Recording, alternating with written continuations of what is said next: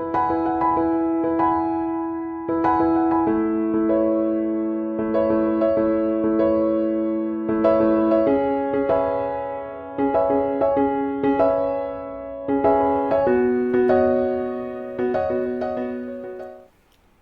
Friends, welcome to Sairaj education. Okay, तो ये series में स्टार्ट कर रही हूँ फॉर एमकॉम जो रेगुलर स्टूडेंट्स है सेमेस्टर 4 के लिए।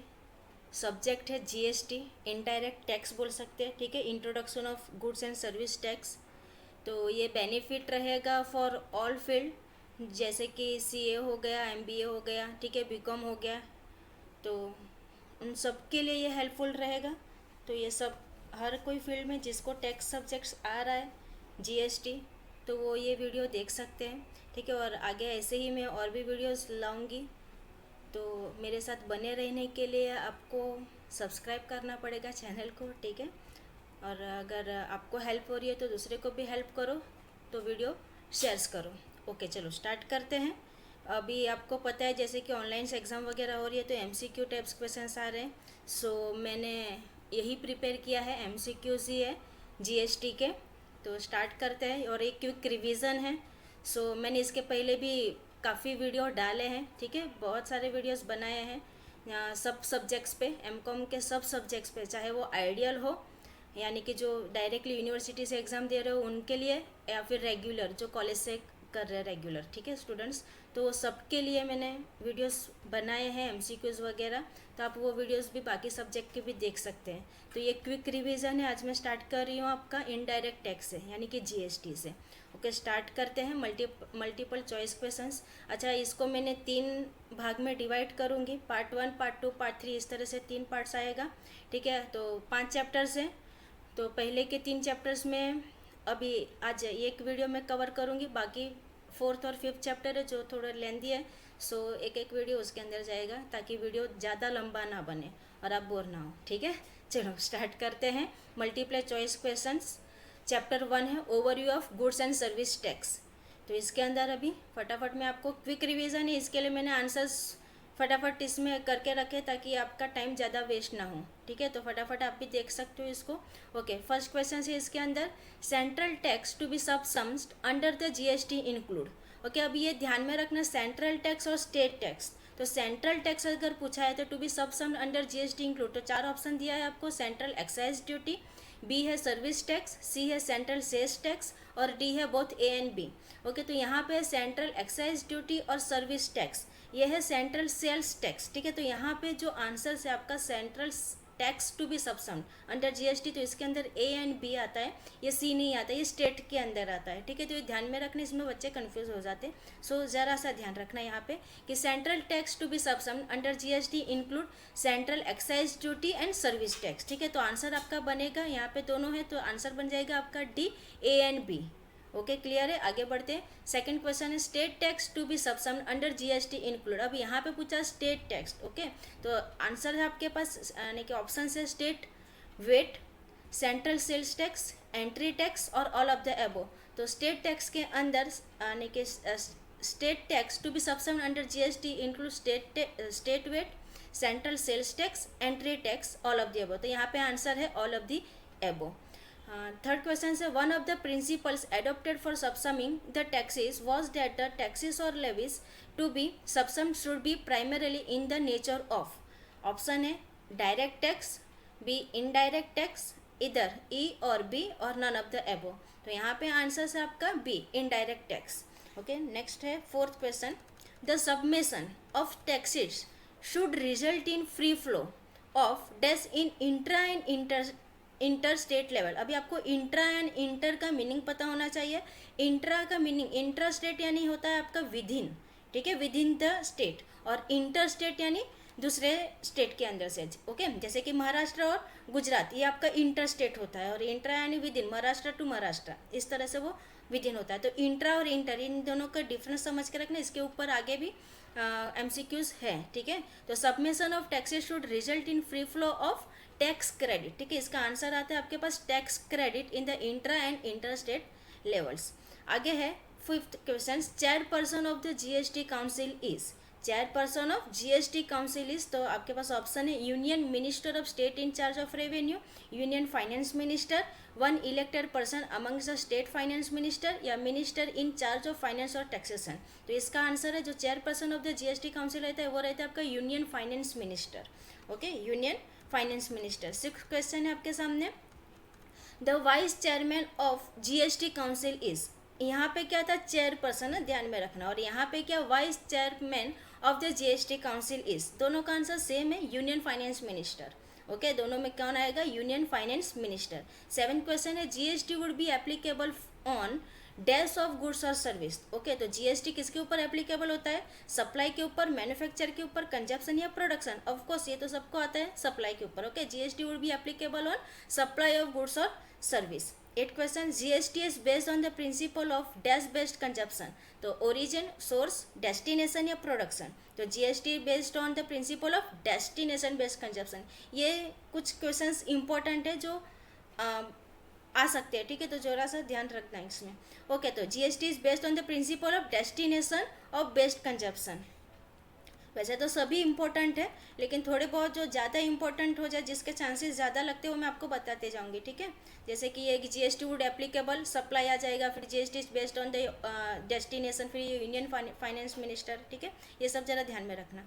ओके, नेक्स्ट आपके पास 9th वाला question, central and excise duty shall be levied in addition to GST on. Okay, क्या पूछा, central excise duty shall be levied in addition to GST on petroleum products, alcohol products, tobacco and tobacco products, या alcohol for human consumption. Okay, तो यहाँ पे आता है tobacco and tobacco products. Next है, to ensure single interface all administrative control over dash of tax payer having turn over below rupees 1.5 crore would vest with central tax administration and over dash with the state tax administration. Okay, तो यहाँ पे क्या पूछा, to ensure single interface of all administrative control over, तो यहाँ पे आता है 10% ऑफ टैक्स पेयर, और नेक्स्ट जो है यहाँ पे central tax administration and over 90% with the state tax administration. ऐसे कुछ परसेंटेज के क्वेश्चंस और भी है, तो आप वो भी एक बार रेफर जरूर कर लेना, ठीक है। तो ये 10 क्वेश्चंस मुझे जो लगे थे इंपॉर्टेंट, वो मैंने भी चैप्टर 1 के अंदर आपको करवाए। आगे बढ़ते हैं, ये नीचे आंसर्स भी आपको साथ में दे ही दिया है मैंने। ओके, तो आप एक बार वापस इसको रेफर कर सकते हो। ये था चैप्टर 1। नाउ चैप्टर 2 स्टार्ट करते हम, जो है आपका chapter 2 registration under GST. Okay, तो फर्स्ट है इसके अंदर, a person is liable to be register under GST law where his aggregate turnover exceeds. Okay, पूछा है कि पर्सन कब लायबल रहेगा रजिस्टर अंडर जीएसटी लॉ, तो जब उसकी एग्रीगेट टर्नओवर ज़्यादा होगी, किससे, ऑप्शन है ₹20 lakhs, ₹10 lakhs, इधर ए और बी एज द केस में भी, और ₹15 lakh। तो आपको यहाँ पे कितना ₹20 lakhs एंड ₹10 lakhs। इसमें एक ऑप्शंस, एक दो ऑप्शंस और भी इंक्लूड हो सकते हैं, 40 lakhs का भी ऑप्शन आता है, ठीक है, तो वहाँ पे 40 और 20 ये भी राइट होता है आंसर। तो अभी जो भी आंसर यहाँ पे आपको ऑप्शन के हिसाब से जाना है, ठीक है, तो हम ऑप्शन के हिसाब से अगर जाएंगे तो यहाँ पे आपके पास ₹20 lakhs एंड ₹10 lakhs। तो स्पेशल कैटेगरी के जो भी स्टेट्स रहते हैं उसके लिए 10 lakhs है, बाकी के लिए 20 lakhs है, ठीक है।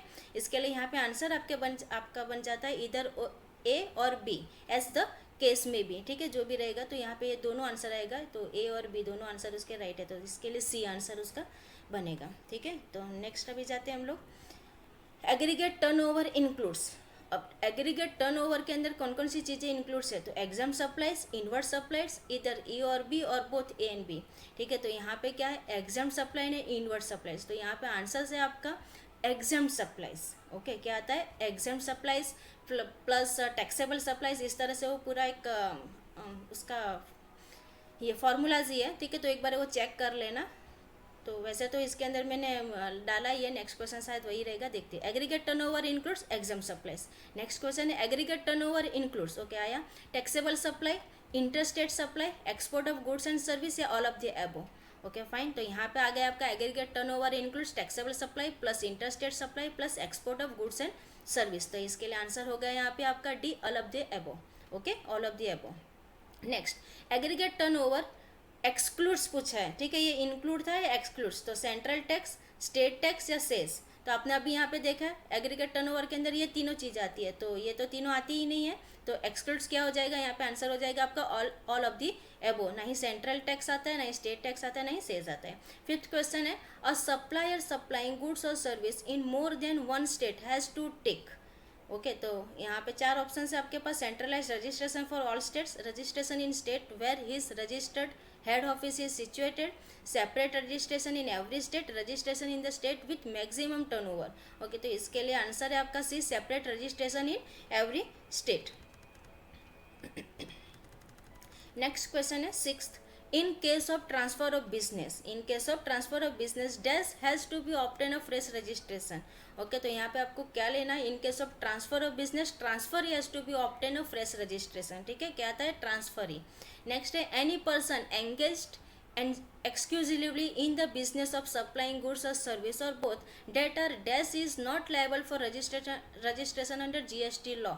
तो not liable to tax, wholly exempt from tax, या both A and B, या फिर D none of the above। तो यहाँ पे आंसर होता है आपका C, both A and B, यानी कि not liable to tax और wholly exempt from टैक्स, तो ये दोनों आ जाते हैं, बोथ ए एंड बी इसका आंसर होगा। 8 है, an agriculturist is not liable to obtain registration under GST to extent of. तो इसका आंसर है आपके पास supply of produce out of cultivation of land. ये ध्यान में रखना, ये चार ऑप्शन से पढ़ लो एक बार, ठीक है, क्या है और ये, लेकिन इसका आंसर है agriculture is not liable to obtain registration under GST to the extent of supply of produce out of cultivation of land.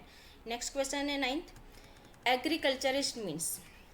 अब एग्रीकल्चरिस्ट का मीनिंग क्या है, agriculturist means dash who undertake cultivation of land by own labour और by the labour of family. तो answer individual Hindu undivided family, जिसको हम HUF बोल सकते हैं, एनी पर्सन या इधर ए और बी। ठीक है, तो यहाँ पे आंसर आता है आपका इधर ए और बी, इंडिविजुअल भी हो सकता है और HUF भी हो सकता है। ठीक है, इसके लिए आंसर बन गया आपका यहाँ पे इधर ए और B. 10 question, agriculturist means an individual और HUF who undertakes cultivation of land by. अभी यहाँ पे आपने 10वां क्वेश्चन देखा होगा, यहाँ पे 3 क्वेश्चन मिला के एक क्वेश्चन बन गया। ठीक है, तो ऐसे भी क्वेश्चंस बन सकते हैं, तो ध्यान में रखो। तो इसका ऑप्शन है own labour, the labour of family, servants on wages और हायर्ड लेबर्स, या एनी ऑफ द एबो। तो यहाँ पे आंसर्स आपका एनी ऑफ द एबो। ठीक है, ओन लेबर भी हो सकता है, द लेबर ऑफ फैमिली भी हो सकता है, सर्वेंट और वेजेस और हायर्ड लेबर भी हो सकता है। 11 क्वेश्चन है आपके सामने, dash is the required to compulsory get register under the GST act if taxable supplies are made.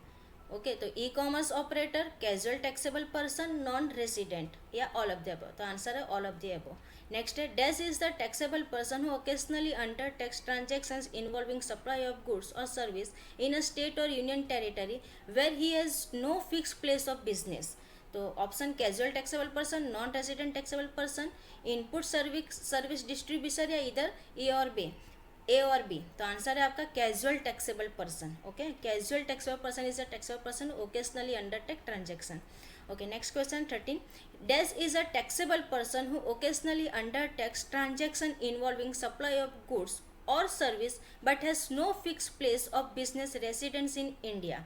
तो casual taxable person, non resident taxable person, input service distributor है इधर ए और बी। अभी हमने कैजुअल टैक्सेबल पर्सन पढ़ा, ठीक है, तो अभी आपको मालूम हो गया रहेगा इसमें और इसमें डिफरेंस क्या है। तो यहाँ पे आंसर क्या हो जाएगा, B, non resident taxable person.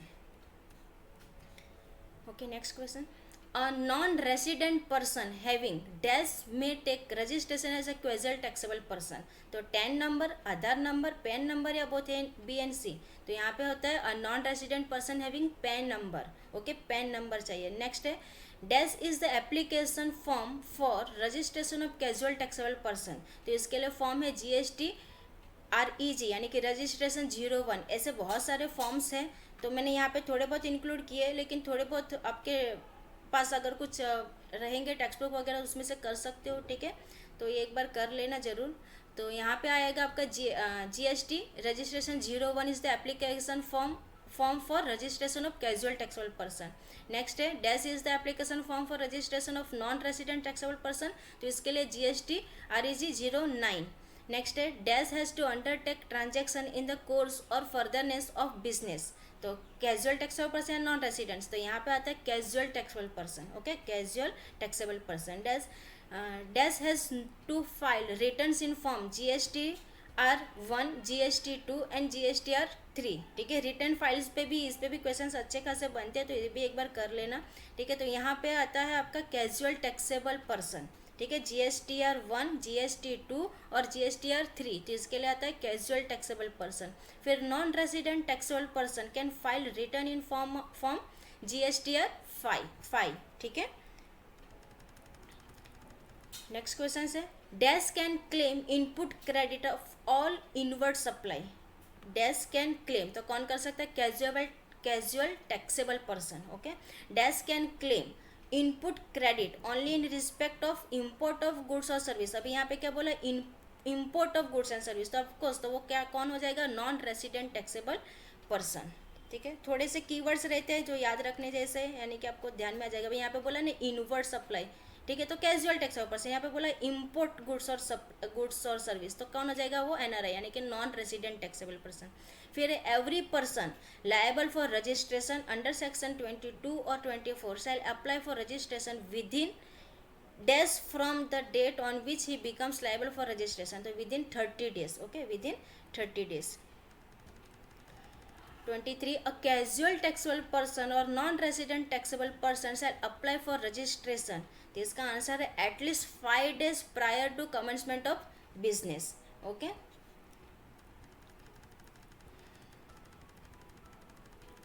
Next question है a person seeking registration under GST shall be granted dash registration in one state union territory.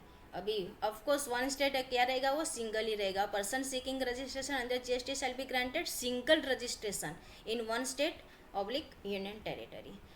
Next है a person having multiple business verticals in a state और territory may be granted dash registration for each business vertical. अभी यहाँ पे था ना single registration, अगर one state के अंदर या यूनियन टेरिटरी वन है, तो यहाँ पे मल्टीप्ले बोला है, तो आपको सिंगल तो आएगा नहीं, तो यहाँ पे हो जाएगा मल्टीप्ले भी नहीं आएगा, सेपरेट। हर एक स्टेट के लिए सेपरेट आपको ये रजिस्ट्रेशन करवाना पड़ता है। ठीक है, तो सेपरेट। नेक्स्ट है a person who has obtain or required to obtain more than one registration will be treated as, तो वो हो जाता है डिस्टिंक्ट पर्सन। ओके, क्या होता है वो? Distinct person.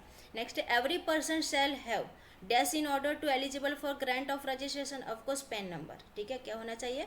Pan number. Next question the approval or rejection of application for registration by the officer is to be within dash working days from the date of submission of application, तो वो होना चाहिए within three working days. If the proper officer fails to take any action within dash the application for grant of registration shall be deemed to have been approved, तो answer होता है यहाँ पे A और B दोनों आता है। ठीक है, तो इसके लिए आंसर हो जाता है आपका C, इधर A और B। तो क्या है? 3 working days from the date of submission of application and 7 working days from the date of receipt classification और इन्फॉर्मेशन एक्सेट्रा। ओके, तो आंसर होता है C आपका, इसके लिए इधर E और B आंसर है, इसके लिए C आंसर आएगा आपका।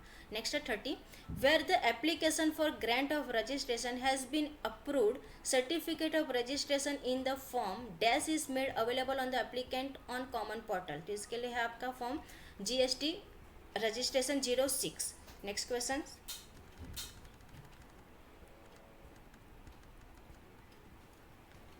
The goods and service tax identification number. Okay, GSTIN, goods and service tax identification, ये इसका फुल फॉर्म भी पूछ लेते हो, जरा ध्यान में रखना।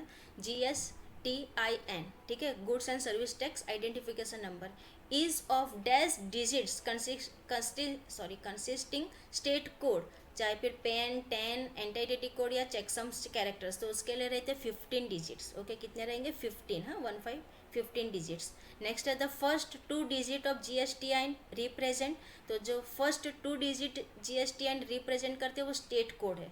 ओके, क्या है? State code. नेक्स्ट है GST includes 10 characteristics which represents, ये रिप्रेजेंट्स करते हैं। अभी हमने पढ़ा यहाँ पे PAN 10 entity code checksum characters. ठीक है, तो PAN number, tax deduction number या टैक्स कलेक्शन नंबर, तो यहाँ पे आंसर क्या होगा? Any one of the above. Okay, तो डी आंसर हो जाएगा। GSTIN has 1 character which is the entity code, checksum character, state code या कंट्री कोड, तो यहाँ पे GSTIN 1 कैरेक्टर वो रहेगा आपका चेकसम कैरेक्टर। ओके, ये बाकी तो सब कोड है, तो कैरेक्टर्स के अंदर checksum characters. 35 questions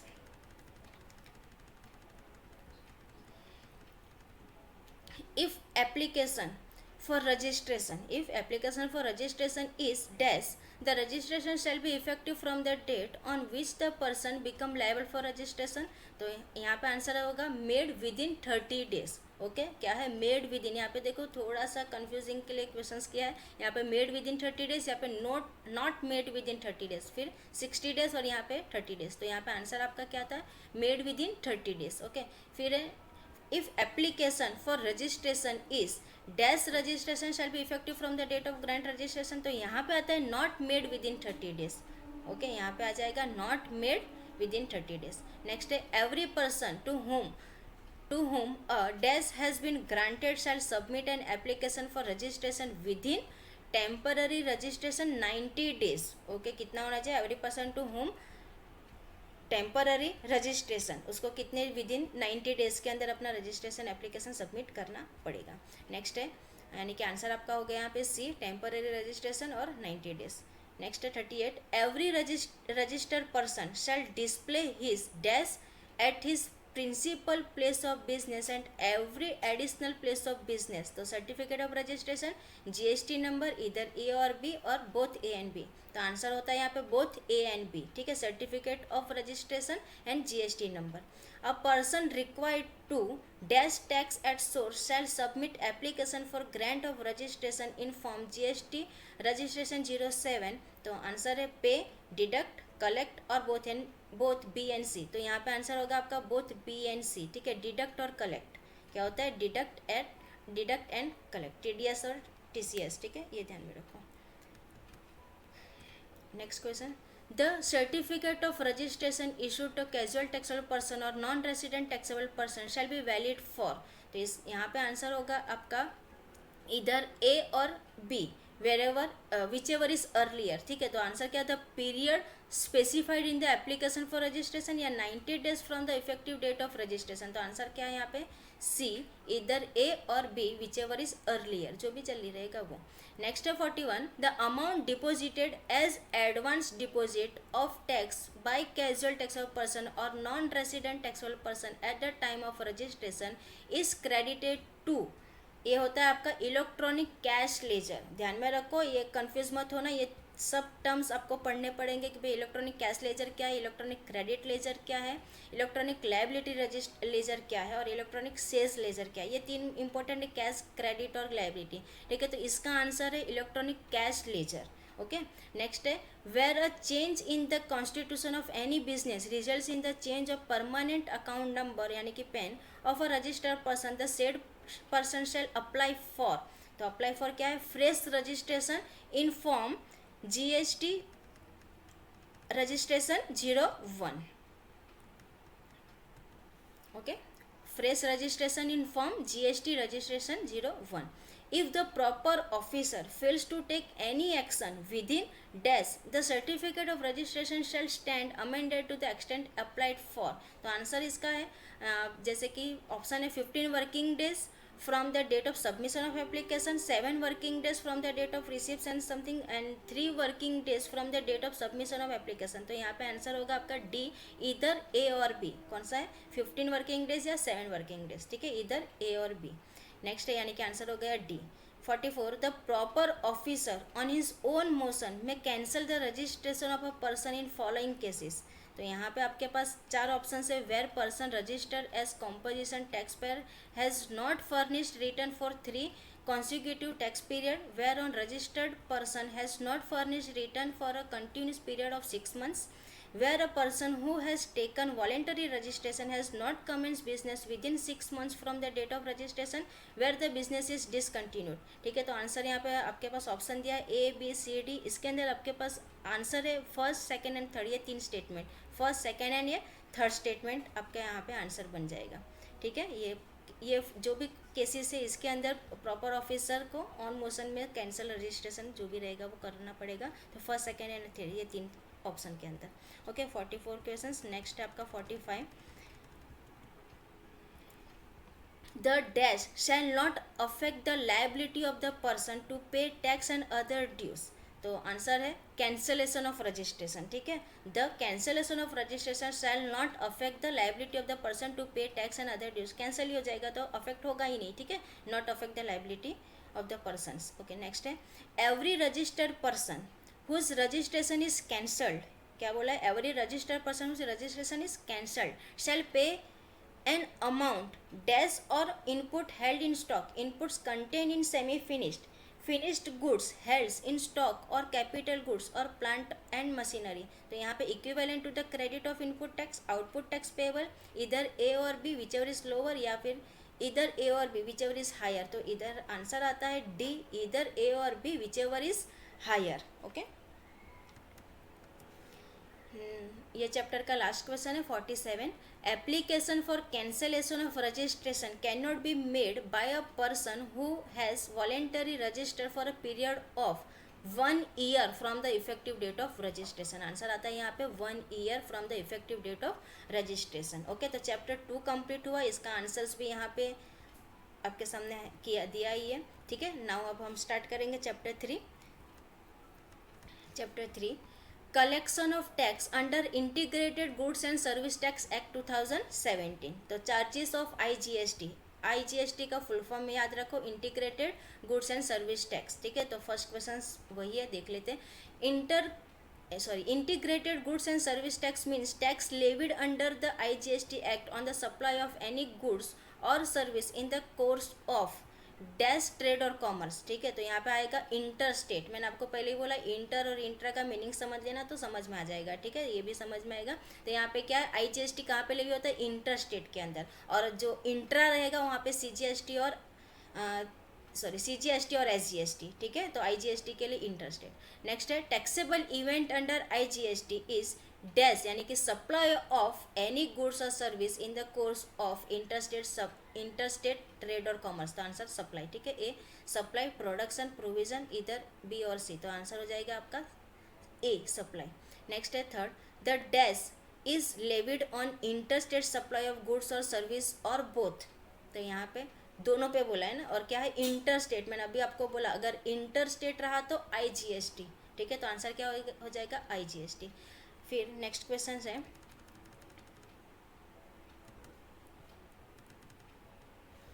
IGST is levied on interstate supply except supply of petroleum crude, motor spirit, natural gas या alcoholic liquor for human consumption, ठीक है। तो जो IGST लेविड होता है interstate supply except supply of alcoholic liquid, okay, alcoholic liquid for human consumption. Next है the integrated tax on dash shall be levied and collected in accordance with the provision of section 3 of the customs tariff act 1975। तो exports of goods, interstate supply, import of goods या none of the above. तो answer है यहाँ पे import of goods.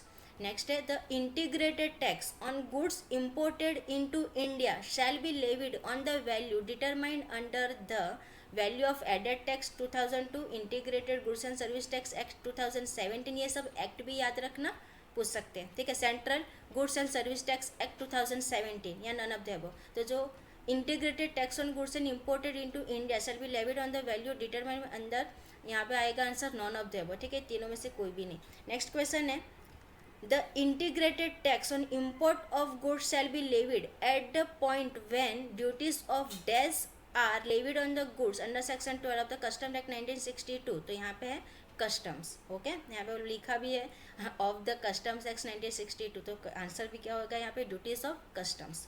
IGST shall be levied on dash with effect from the date notified by the government। तो alcoholic liquid या फिर petroleum products, natural gas या motor spirit. तो यहाँ पे आएगा पेट्रोलियम प्रोडक्ट, ओके। नेक्स्ट है ये है पेट्रोलियम प्रोडक्ट। नेक्स्ट क्वेश्चन है 9th, tax on supplies of taxable goods और service by an unregistered person to a registered person is to be paid by the registered person on proportionate basis, reimbursement basis या reverse charge basis या partial charge basis. तो answer है reverse charge basis. क्या हो रहा है यहाँ पे, रिवर्स हो रहा है, अनरजिस्टर्ड पर्सन से रजिस्टर्ड पर्सन पे जा रहा है, तो ये क्या हो जाएगा reverse charge basis, okay. Next है the government if it is necessary to do so in public interest may grant dash exemption. तो जर्नल, स्पेसिफिक या एडहॉक। तो यहाँ पे एनी ऑफ द एबो, ठीक है, जनरल भी हो सकता है, स्पेशल भी हो सकता है या एडहॉक भी हो सकता है, तो एनी ऑफ द एबो। लास्ट क्वेश्चन है चैप्टर 3 का।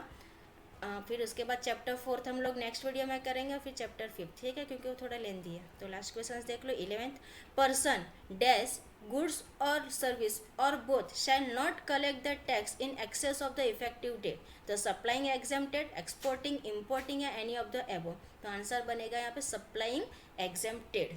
Okay, thank you. तो आज के लिए इतना रखते हैं हम लोग। 3 चैप्टर्स हमने कंप्लीट कर लिया, देखा क्विक रिवीजन, ठीक है, 3 चैप्टर्स आपके हो गए, मालूम भी नहीं पड़ा होगा।